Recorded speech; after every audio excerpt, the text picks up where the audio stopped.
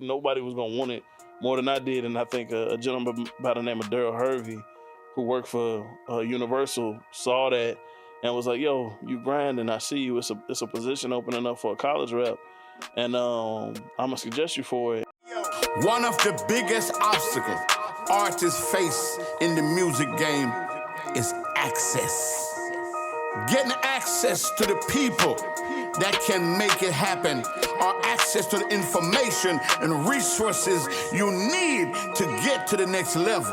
That's the key. That's why you need two of the biggest in the game on your side. Introducing J.R. McKee, Boomman. Welcome to the real industry plug. You heard me? Yes, sir. Welcome to a special episode of Real Industry Plugs. Listen, first of all, I had to do this while Norva was in town. We had to catch him, you know what I'm saying? It's a real, well, you know, he's from Chicago, but every time I see him, he in Los Angeles, you know what I'm saying, with all the big ballers and stuff. So I had to catch him while he was in Atlanta. We got Norva Denton, the senior vice president. I got to put the senior on it. The senior vice president of A&R at Warner Records Norva. Man, we appreciate you, man. I appreciate you for having me. So let me start it off by saying this, because you know what I mean. Norva is a very behind the scenes brother. First of all, this is his first time ever even being on Instagram Live. So thank 100%. You. Yeah, so thank you for that, brother.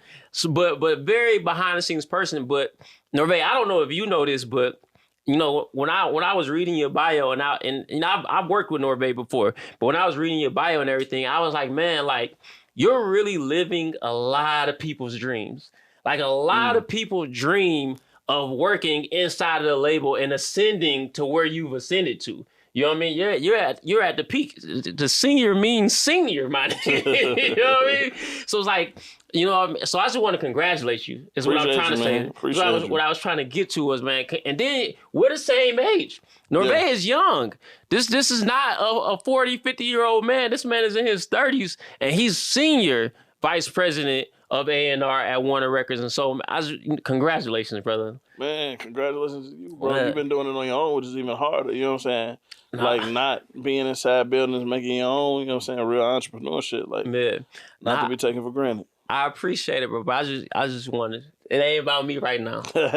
Congratulations to you, brother. Appreciate you know what I mean? You definitely living the dream. Like we at Industry Plugs, because me and Boom are execs, we talk a lot to the executives. Yeah. And literally the number one dream is to be where you're sitting. So, you know what I mean? Like you worked very hard to get there. I already know that, but still, man, I just want to make sure you are working. Sometimes we don't open our eyes and be like, damn, we really doing it. Nah, you know what? It's that moment of clarity when you like, shit, like it doesn't miss me. Like, you know, I remember 16, 17 wanting to be in this exact same spot. So like if the shit all ended today, I'd be happy. Like I made it there. Yeah, so congratulations. So let's go ahead and start by starting at the beginning of the journey. You're from Chicago, Chirac in the building. Southside, to be specific. Southside, you know what I'm saying? That's one of my favorite TV shows too, by the way. Y'all should check that out. It's on HBO Max. Southside of Chicago. Yeah. But yeah, so you're from Southside of Chicago. So like, first of all, growing up, what made you pick music, or did music pick you? Tell me how it started for you. I ain't really had no choice, man. My mama was in the house playing Otis Redding, Al Green, Billy Preston, B.B. King, Patti LaBelle, Anita Baker. So, like, you know, when I'm 4, 5, 6, like, it's already, you know, predetermined. Like, you wake up on Sunday mornings, she playing Anita Baker, you give me joy through the house and shit like that. So I was already exposed to it. And then my older brother, he put me on hip hop. So I met hip hop at like 5, and I'm listening to Scarface, UGK, Ghetto Boys, NWA, whole bunch of shit a 5-year-old shouldn't be listening to. You know what I'm saying? And I'm tapped in. Like, I thought Scarface was like the scariest but most, you know, appealing figure ever. Like, I remember listening to Scarface, I was being scared to listen to the shit because he frightened me, literally, you know what I'm saying? Yeah. But still tapped in, but it was like, this shit scared me, but I want to dig into it deeper. So I ain't really have a choice. I was locked in by the time I got to 6, 7. Wow. Okay. And so let me ask, because I always ask when people are successful, everybody sort of has that feeling. Everybody sort of has that dream. But, I always want to know what separates the people that actually go out and go for it and go out and do it versus the people who just had that dream. So at the early age, I know you got your first internship in college, but like, what made you go for it though? Like, what was, if you could think back to that time, like what made you say, okay, I'm really going to do this? I remember I was working for a gentleman who ran the street teams for Def Jam. Okay. And he told me, he said, man, you need to get this music shit up. It's going to be too difficult. This around the time like CDs and stuff was crashing and they was making a transition into like the MP3s and downloads and stuff like that. And iTunes had just came about, so the industry was readjusting. You know what I'm saying? Right. It's like 04 through 06, 07, and everybody was trying to figure out what was next. And he was just like, I think you should find another field because it's going to be too distracting, too hard to get into. And my whole take was like, if they going to hire somebody for these jobs, because record labels weren't just going to disappear overnight. Yeah. If they was going to hire somebody for these jobs, even if it was one position, shit, I deserve that one position. There wasn't nobody going to outwork me. So as long as it was one seat left, I'm going to get that one seat. You know what I'm saying? Wow. Now that's amazing. So you say you were working for somebody that worked at Def Jam. He managed the street teams. Like, back then they had street teams in every major market. Yeah. Chicago, Atlanta, New York, Boston, Philly. Because, when it comes to major labels, they really only proprietary in major markets like New York or LA. Those are the only two homestays or whatnot. So if you're in a beachhead market like Chicago, Atlanta, Miami, they had street teams, so they would have some presence within the market. Yeah. And I worked for the street team. Now, I don't want to shit on this person that you're speaking about, but a lot of times people who are not ascending will stop you. We're like, listen, I can't make it any further, so maybe you shouldn't even want to join this game. Like, this is as far as I'm getting. But you sitting here as senior vice president, you know what I mean? Even after he told you, you can't go no further in this game. You know what? I accepted it for what it was. That was one part projection, right? Because he probably had seen so much shit in his own life. So people always give you a little bit of their medicine whenever they're giving you yours. And I was okay with that. Drop a bomb for that. People always say it again.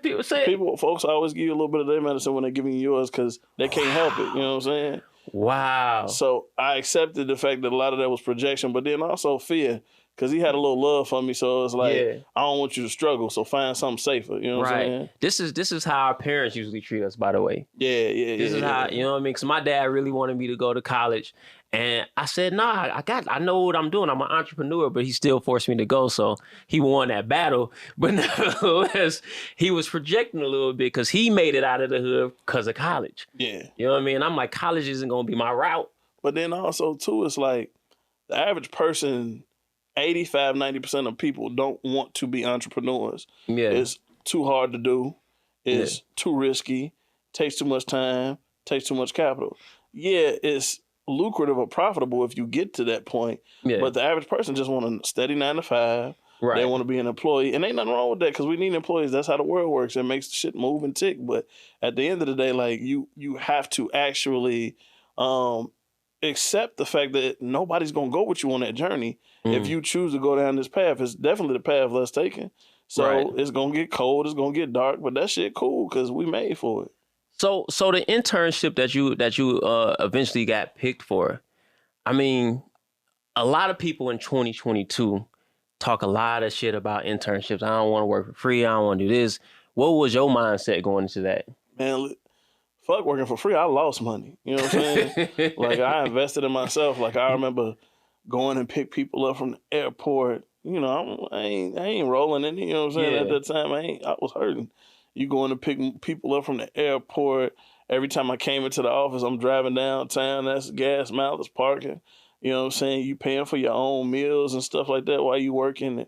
You working crazy hours. Meanwhile, I seen people getting paid internships for companies like Walgreens making $40,000 in the summer with a job that was ready for them. And I was just like, man, that's cool, but shit, I'm too deep in now. I got to just stick to the shit. You know what I'm saying?